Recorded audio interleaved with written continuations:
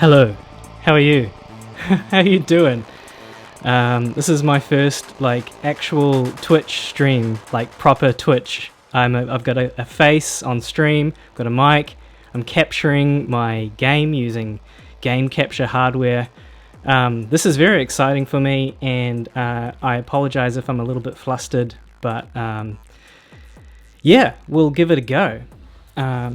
So for those who haven't seen one of my streams, I do a lot of stuff with Euroracky modular drum machines, that kind of stuff. Lots of fun. But yeah, so I've only been streaming for about a year and a bit. My history has been playing actual music in front of, we all play actual music, but playing music in front of fleshy people instead of in front of screens. And it's been a bit of a transition for me to try and kind of get used to the whole streaming thing after that world of playing in front of people that kind of respond in quite a different way than a chat. So yeah, trying to navigate my way through that world, but also kind of thinking about what could we do better in the streaming world to capture some of those more weirder and spatial interactions that you get in a real space that isn't just some text on screen. So anyway, that's my background. Here's me playing in 2016 with some very happy young people dancing in the rain. This is very early days for me. This is the first ever performance I ever did with a crowd. And then more recently, here we are in a festival in 2022. You can see a lot of the rig that I'm using today. This was just before I started actually streaming on Twitch and finding the GSG guild and all that kind of stuff. And my motivation for starting to stream instead of just doing all the festival stuff, well, obviously there was the COVID thing, which definitely put a dampener on festivals. Luckily here in New Zealand, we actually held off for quite a long time before everything went really, like it did everywhere else. So we did manage to get a few summer festivals in when everyone else was in lockdown, which is very exciting. But it did catch us eventually. It kind of just changed the vibe.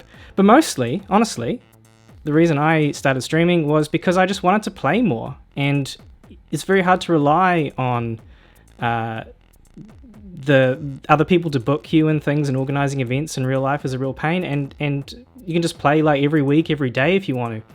So that's why I started streaming. But kind of creeping away in the back of my mind was, can we bring more of this weirdness to streaming? So that brings us to cyberdoof. So this is something you may have seen around the place in the last 6 months or so. Mostly streams related to the Doom fam or my own streams. Last week, or was it the week before, Scalzi did the Grave Rave, which was in cyberdoof. So cyberdoof, it's kind of like if Twitch and Minecraft were the same thing and merged together. So you'll see here, I'm a little character dancing around, and here's someone. Who's that? So that's Scalzi with a sign. Yay! And here's the stage. There's a Twitch stream that I'm desktop capturing on my computer and restreaming into the world. So if you actually want to come and join me in this space, I'll paste a link into the chat.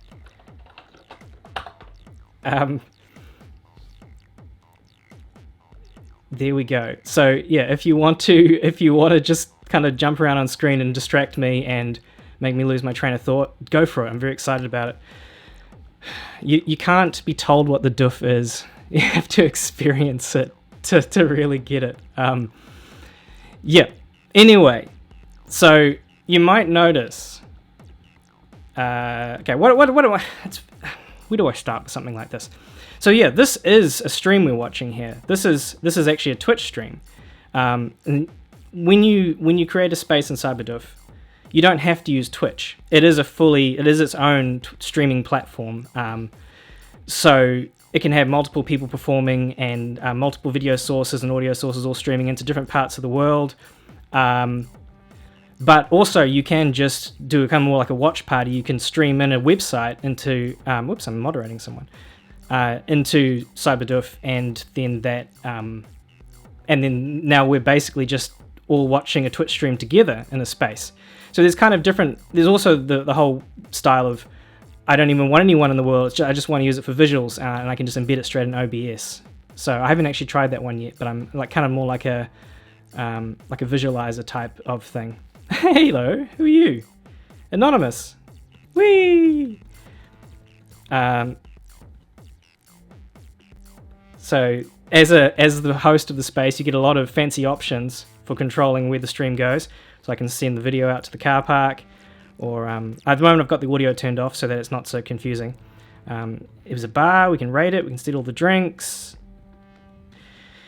So anyway, you might notice that this world looks a little bit lo-fi and not super the AAA standards that one might expect from a computer game. And there's a couple of reasons for that. One is that it's much easier to make content in this low-res style. You can just put a few pixels in place, and now you've got a club. Like, this is not a very complex space, yet it feels like we're in a club. And the other reason for that is because it's just much easier to run on a computer or on a mobile phone or any device. Like, this might not be running incredibly well on your potato laptop, whatever, or phone you're using. But imagine you were trying to run Assassin's Creed level graphics, just wouldn't happen. So the reason why cyberdoof is kind of this low res style is because it's just so much more fun to make, and because it's more likely to run on more hardware and get a more consistent experience across different devices. It still will use your entire battery up in an hour, so watch out for that. But that's the cost. It's the cost we pay. So yeah, why would you want to have your party or your event in cyberdoof instead of Twitch, or as well as Twitch? I would say you want to make it more of an event. You want to make it feel like the people are coming to a place. And Twitch can feel a little bit like a bit distant, and you have emotes and you have all those kinds of things. But it's possible to have your event in both places. You can have the Twitch for people who want to be less engaged, and you have the cyberdoof for kind of more high engagement stuff. Yeah, so what you're looking at here is a space that I made for a Squirrels event a while back, Squiz Fest, and you might have danced with a car on the dance floor with that. That was a lot of fun. Yeah, let's just talk about Minecraft real quick. This is a phenomenon that's been amazing. How it's just kind of taken over people's minds. Like, everyone knows about Minecraft, and a lot of people played it. It's one of the most popular games in the world to this day. Yet it's like, it looks kind of retro, but at the same time it's really futuristic because it has all this distance and this space that you can explore. And they're using voxels so that you can make a world. That's what voxels are, like 3D pixels, right? So they're using voxels so that you can have a world that's really big and infinite and doesn't destroy your computer. And in a Minecraft world, you can take stuff, materials you find in the world, and you can build stuff that is kind of different from the raw materials that you found. Whereas in the world of cyberdoof, you're kind of starting from scratch, but you get a lot more resolution to play with. So these worlds that you're seeing, this world you're seeing here, this is not something that I can like just kind of start digging and mining like Minecraft and craft a table or whatever. I do actually have to make this in 3D software and then upload it. So it's not a game, unfortunately. It is very much it's a little bit of work to actually get a space started up. So you can just use one of the templates. We haven't got very many at the moment because it's all very new. But this is one of like 5 space templates at the moment, and I think we're going to release Skullsy's Grave Rave template soon, so you can play around with that. Anyway, skipping ahead. So voxels. Here's magicavoxel. This is the software that we use for building templates. It is it's a 3D. It's 3D. It's like Blender or whatever kind of 3D software. You have objects and you place them. And it has a built-in renderer. It can make stuff look beautiful with ray tracing and everything like that. Whereas what we're doing here is we export out of magicavoxel. Well, we save the entire magicavoxel file, and then we upload that into cyberdoof, and then it turns it into a 3D world which we can play in. So everything that you set up in magicavoxel will translate across, including things like lights and weather effects and things like that, but it won't look exactly the same as the beautiful ray tracing engine. So that's just something to be aware of. But yeah, voxel art is a thing that there's a whole community of people that make this stuff. It's super popular if you look in the right places and in the right niches. And it's amazing what you can do with voxels. Like this image here. This is rendered straight out of magicavoxel. And it just goes to show that, you know, if you zoom out far enough, everything's voxels? No, it's the other way around. I don't know what I'm talking about. So, with my final half of the talk, I want to just kind of try and make a space really quickly on stream, and just see, you know, how ridiculous it can be. I mean, these spaces usually take days to make. It depends on how detailed you want to be. This one that we were seeing here, I think I did that in like 1 week, just in the evenings, kind of working on it. Some of the more simpler templates that you'll find I might have done in an afternoon, just as kind of like a speed thing. But let's see what we can do in 15 minutes. So, this is magicavoxel. We've got the default cube in the middle of the screen here. Shall we make some, I don't know, make it a little island with a house on it or something, you know, classic. So, let's make this as big as it can go, 256... 256, 256, no, that's not too high, 20, and we'll fill it, and we'll make it, let's change the palette, there we go, make it green, and then we will erode it a bit to make it look a bit more natural. There we go, there's some nice terrain going on there, and then I'll add another object. Whoops. And this will be the little house. So let's make the classic 4 walls type structure. And so in magicavoxel you have all these different brush tools. So you're not just stuck placing whole entire blocks like Minecraft style. You can just whack an entire wall in like that. Boom.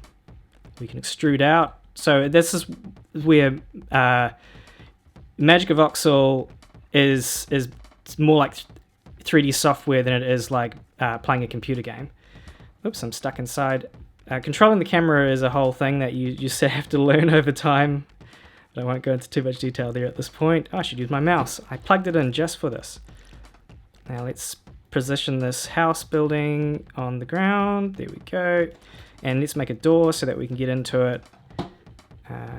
Erase.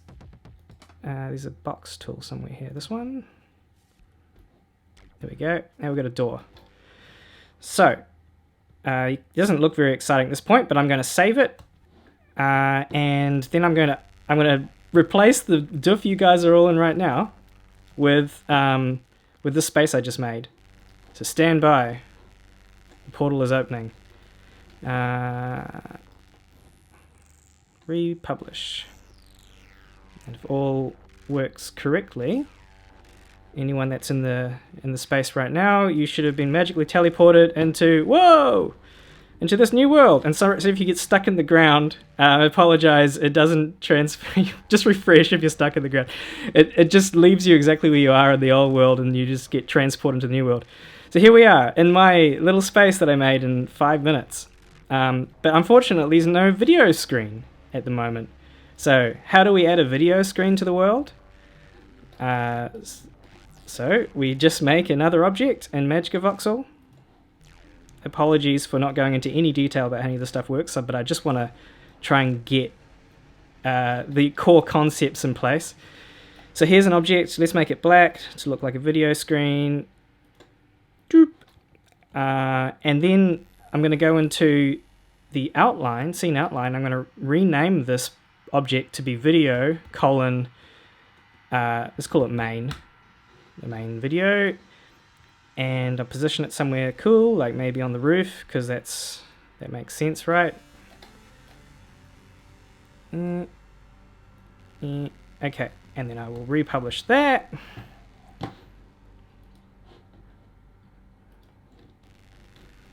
All this republishing stuff is all pretty janky at the moment, but it's going to get better soon. And republishing, and we'll just wait for the glitch. And there it is. Now there's a video screen up above. Now let's send the video stream up there. There we go. So now it's a doof, because there are people. Oh, so many of you here. Where'd you all come from? Thanks for coming and popping by. So who wants a hat? Does anyone want a hat? I'm going to put a hat in the world, and you can all fight over it. What kind of hat shall we make?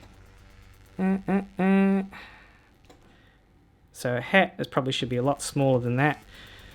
Let's make it 10, 10, 10. It's quite big. Let's make it evil, 666. And it's very close to the spookiest day of the year, so should we make a witch's hat? Let's make it a bit taller. It's ruining the it's ruining the magic. 6612. There we go. And I need to make a cone. I think there's a tool in magicavoxel for making that sort of shape. Cone? Yeah. Okay. It's not a very good hat, but it'll do. Let's make it a wizard's witch's hat, and we'll put a little thing on the top, a little shiny thing. Shall we make it flash? Cycle. Ping? Yeah. Hat. And then we'll make some colors.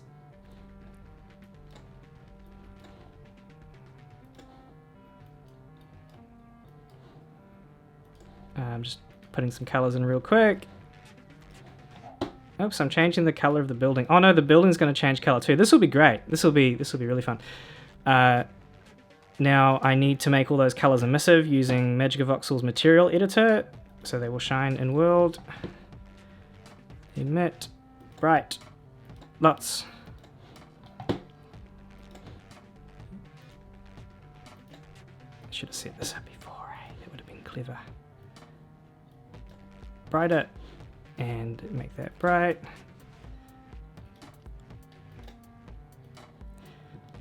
And we'll make it change every 1000 milliseconds or every second. And I need to actually use that color on the hat. Let's paint that. And I also need to make the hat an item. So we'll go item / hat.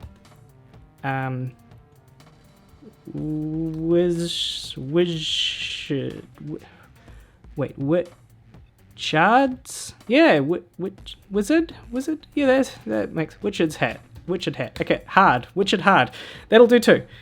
Now, when I redeploy this, when we republish this, there should be one hat in the world which you'll all have to race for to grab before someone gets it.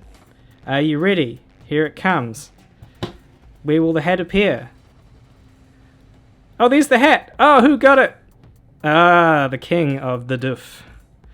And now the building is changing color and flashing, and so is the hat. Hey, sup, Squiz? Yeah, and if you hadn't discovered yet, you can also customize your avatar a lot with the sidebar here.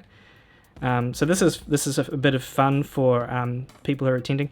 There's not a lot you can do at the moment. You can just change your character's shape and size, and you can put hats and stuff on, but at some point there might even be inventory and fun things like that. We'll see. So there you go. That actually only took 5 minutes. I'm very impressed. I think I've earned myself a drink. Cheers.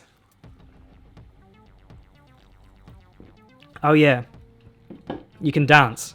This is probably the most important doof feature. So it's not like you just turn on a dance animation. You actually program in the dance moves as if you're like sequencing a rhythm or whatever.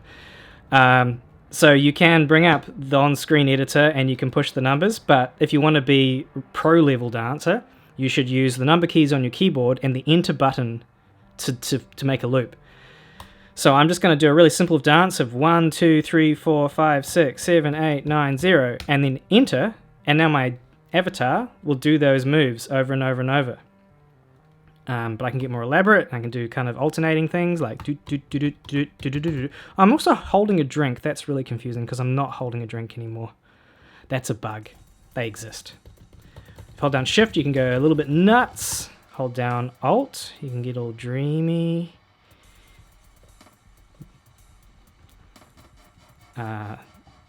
That's how dancing works. So yeah, that is the doof, and I think that's I've actually surprisingly managed to show a lot of the features in this really kind of basic world.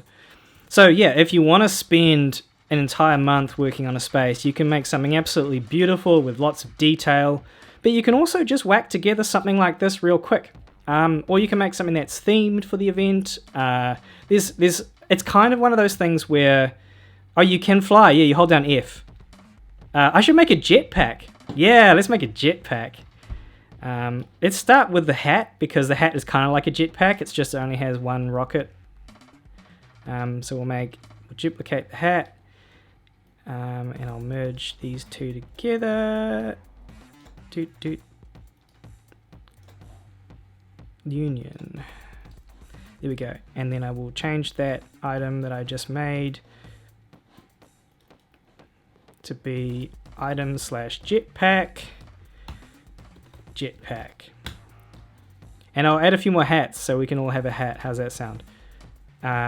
Is when I deploy next, whoever has the hat will lose the hat, because at the moment the items don't stick when I republish. Okay, now we've got 5 hats and a jetpack.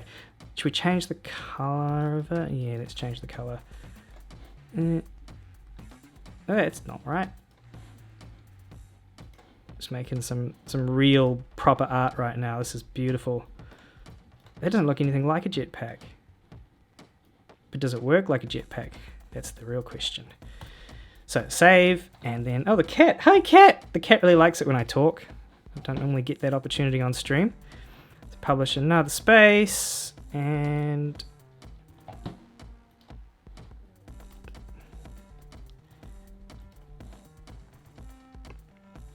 okay, here it comes.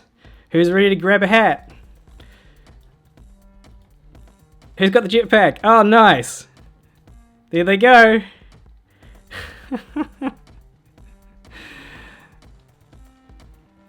So yeah, first, oh, hey cat. Oh no.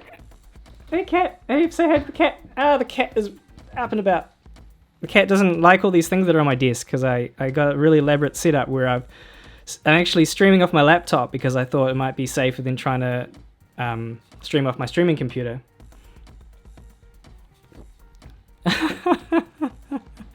This little guy. Hop, hop, hop, hop. Whee! Oh, nice spot up here.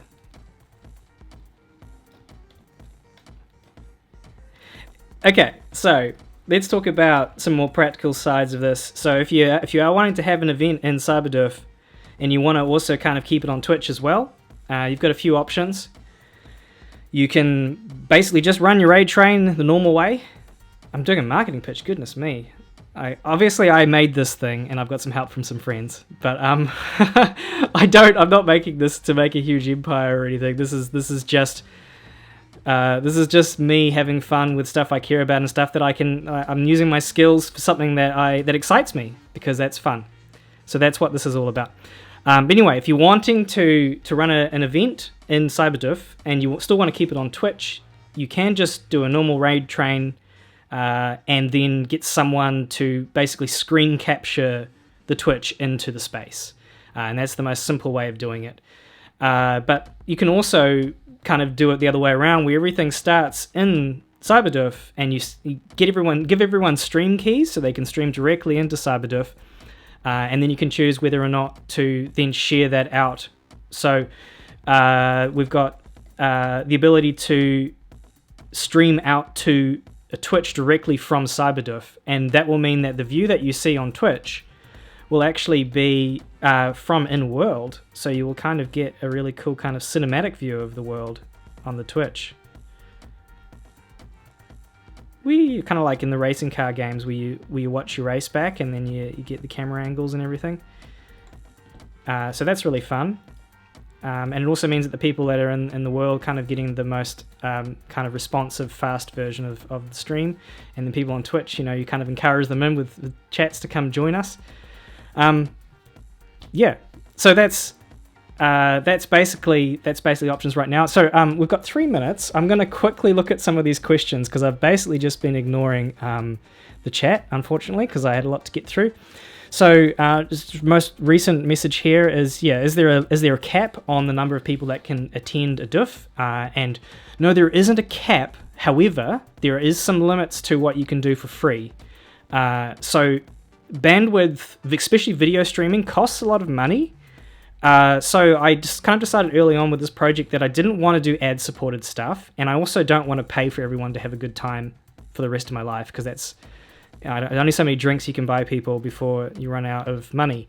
So I thought, what about kind of more of the Discord model where you have boosts that contribute towards the entire community server improving? So that's the model that we take here. By default, for free, you get 5 people can attend your event, and you don't get any of the kind of the Twitch stuff, the RTMP direct streaming stuff, because that also costs money to do all that. But like anyone can boost the space, and then everyone in the community that's in that particular space will then benefit from that, because now more people can show up and things. So it can be boosted up to, I think 100 people is probably the maximum number you'd want to have in the space, depending on how complicated it is, because it get a bit laggy, but it should be good. Like there's no actual hard limit. It's just you might kind of have some issues there. So that's probably a very important thing to talk about. So I've got 1 more minute. So I'm just going to show you. This is some clips from Grave Rave last week. And you can see just the ridiculous detail in this world Scalzi built. I'm just going to try and find a better angle. This is from Wombra's set. We didn't really have a camera operator, so it's all a bit static. Let's find I can't find any good spots. But anyway, it's this huge place with a church and like a catacombs you could explore down below. Yeah, and it took Scalzi 5 weeks to make it. But I'm sure it was mostly enjoyable. I hope it was. But in this process, we actually added a whole bunch of new features like dynamic lights and fog and all sorts of things to make it really, really sort of immersive. All right, last chance for a question, and then I'm going to raid to the breathalyzer.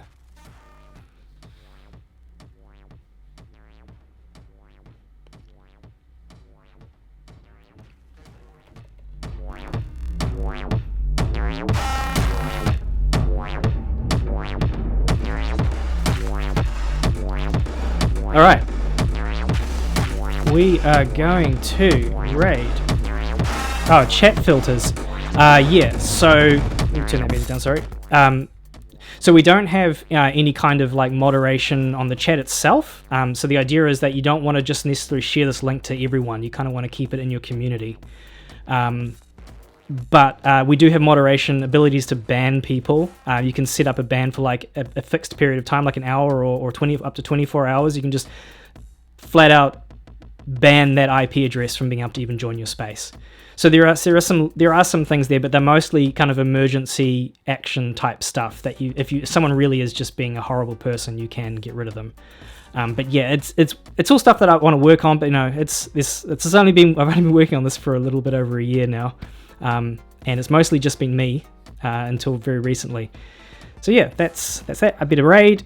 It's getting late. Very sorry, breathalyzer. Here they come.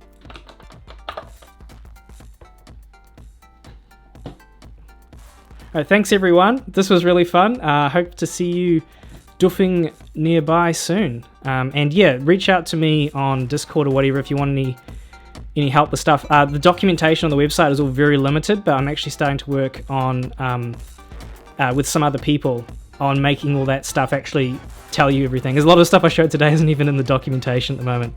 But yeah, that's the world of Doof. I hope you enjoyed it. I'll see you soon.